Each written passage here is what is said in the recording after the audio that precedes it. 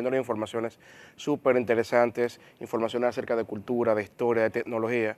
Y en el día de hoy quiero tratar un tema muy especial. Sin importar si usted es creyente o no, hay una verdad ineludible. Jesús el Cristo vivió. Si usted no cree en Dios, no importa. Los libros de historia registran la vida de Jesús. La historia árabe registra la vida de Jesús. La historia romana registra la vida de Jesús. Definitivamente, ya sea que usted crea que Él es el Dios, el Cristo, que usted piense que Él fue simplemente un político, un activista, un profeta, es un hecho de que pasó por esta tierra. Y esta mañana quiero compartir con ustedes un dato muy interesante que hace años yo conocía, pero hace poco me encontré con una explicación bien detallada.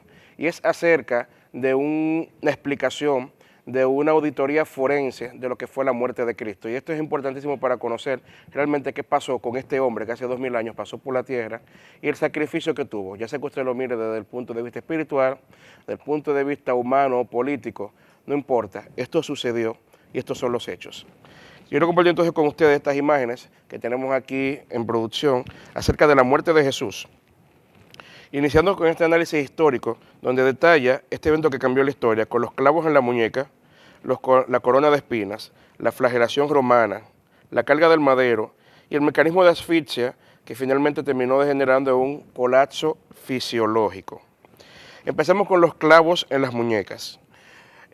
Ahora mismo hay una tendencia en cuanto a temas de salud. Yo mismo soy parte de los afectados y son los temas del túnel carpiano, con los usos ahora intensivos del celular todos los días, la computadora, estas digitaciones. Hay un uso tan fuerte, tan progresivo de los teclados y esta microutilización de los dedos, que muchos estamos teniendo esta afección hoy día, este dolor bastante incómodo. En mi caso, a mí me afecta por las noches, yo tengo que dormir con férulas en las manos para poder controlar el dolor, un dolor tan fuerte que me despierta si no tengo las manos contenidas. Y esto es simplemente por una inflamación leve en el túnel carpiano. Ahora, imaginen ustedes, en el caso de Jesús y en su crucifixión, cuando se le pusieron los clavos que fueron a sus muñecas, la crucifixión, contra lo que se pudiera pensar, no era un acto burdo y atrasado de hace 2000 años. Uno muchas veces comete el error de creer que la única era moderna y donde todo se hacía con un análisis exhaustivo es la era moderna. La realidad es que en aquella época el Imperio Romano tenía todo un magisterio en lo que eran técnicas de tortura y se consideraba a la crucifixión como la peor de todas, se le consideraba una técnica maldita. Aquel que era crucificado se consideraba maldito, anatema. Y justamente dentro de estos análisis tan precisos, para poder infligir dolor, una de las cosas que afectaban era que el clavo que se ponía en las muñecas se ponía justamente en un punto neurálgico aquí que caía sobre el nervio carpo o el túnel carpiano, de manera que no había una rotura de huesos. Y esto era peor, porque esto lo que hacía entonces era hacer un dolor sumamente intensificado que se multiplicaba porque corría con todo el nervio. El simple hecho de conectar en ese nervio, ahí en la muñeca, en el túnel carpiano, hacía un dolor que se extendía a todo el brazo, los hombros y parte también aquí del tórax por los nervios conectados. A la vez que no había ruptura, por ende se prolongaba, porque si había ruptura ya, separación, el dolor al momento de romperse, pero ya eso luego pasaba. Pero al no haber ruptura, lo que había era constantemente una inflamación permanente que iba creciendo, porque mientras el clavo seguía ahí, este nervio se inflamaba aún más. Entonces podemos ver ahí que dentro de los efectos fisiológicos se veía el dolor intenso inmediato, la inflamación y choque nervioso, pérdida de movilidad y sangrado y debilitamiento. Todo esto con las fracturas en el pero causado por dolor extremo, pérdida de fuerza y daño en nervios principales. Luego vemos la corona de espinas, y esta también bastante sádica. Las espinas causaron laceraciones profundas en el cuero cabelludo, provocando sangrado, inflamación y dolor constante. Este dolor punzante generaba una pérdida de sangre. Imagínense ustedes todas estas espinas clavadas en el cráneo, y mientras estaban clavando ahí, que generaban el sangrado, era una inflamación, y mientras más se inflamaba el cráneo, más se clavaban, más se hundían estas espinas en la cabeza del crucificado. en este caso específico de Jesús.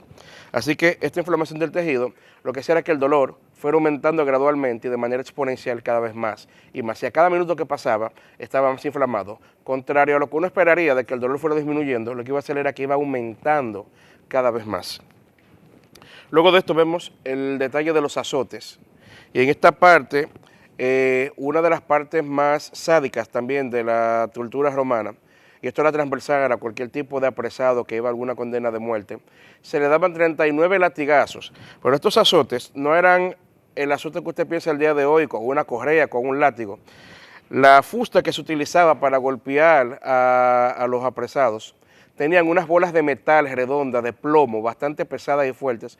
Esto para crear específicamente laceraciones y hematomas y acumular la sangre en esos puntos de golpe. Pero a su vez también tenían unas punticas con unos huesos afilados que buscaban que al momento del golpe no solamente golpeara contundentemente, no solamente provocar dolor y hematomas, sino también desgarrar la piel, llegar hasta los músculos y dejar descubiertos los huesos.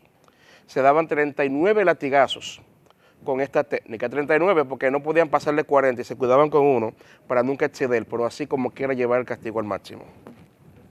Luego de esto podemos ver el caso de la carga del madero. Estamos hablando aquí de un colapso muscular porque se cargaba un madero que podía pesar entre 30 y hasta 50 kilogramos.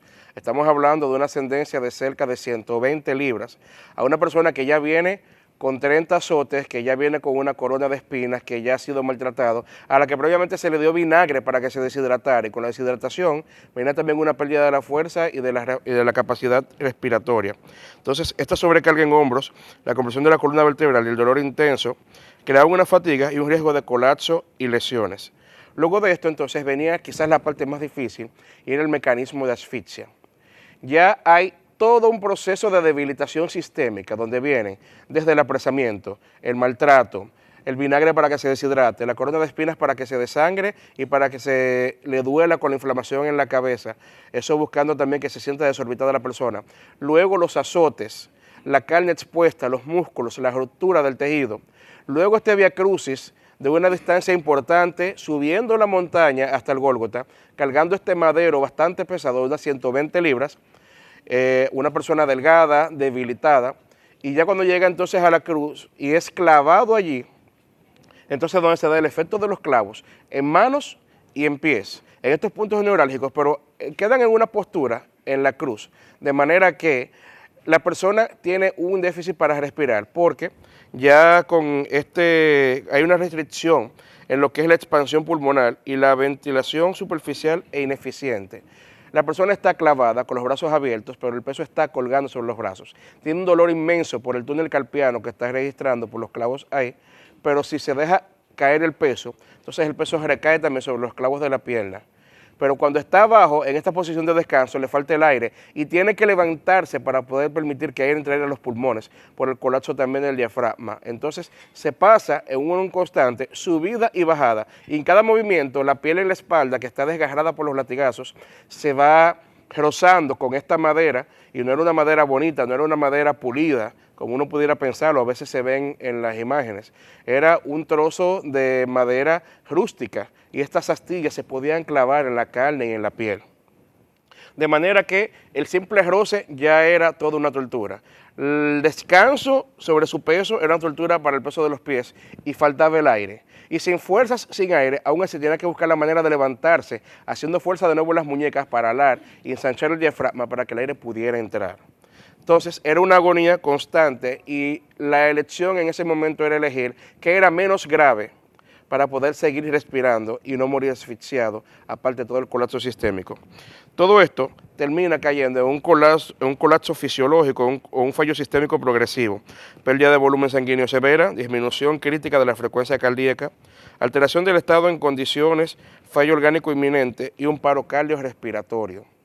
Y todo esto lo vivió Jesús en un tramo de horas, con el maltrato, con el escrutinio público. Y finalmente, el dolor fue tan prolongado que cuando llegó la hora en que ya debía retirarse, aún todavía no había muerto y hubo que abrir su costado para que se terminara de morir desangrado. Así que esta es la vista científica, la vista fisiológica. Esto es una auditoría forense de lo que Jesús pasó en la cruz para que pudiera hoy día ver. En conclusión, su sufrimiento fue extremo con un propósito redentor. La crucifixión fue un método de ejecución diseñado para causar el máximo sufrimiento físico y humillación pública. Cada fase del proceso contribuyó a un deterioro progresivo del cuerpo, llevando a una muerte lenta por agotamiento, asfixia y colapso multiorgánico. Fue traspasado por nuestras rebeliones, molido por nuestros pecados. Todo esto pasó Jesús para que hoy día pudiéramos tener vida. No importa si usted no cree en la crucifixión, en la redención de pecados, es muy importante verlo desde el punto de vista histórico. Todo esto lo pasó un hombre. Créalo usted como activista político, créalo como filósofo, créalo como profeta, no importa. Esto está registrado en la historia y esto sucedió en la vida real.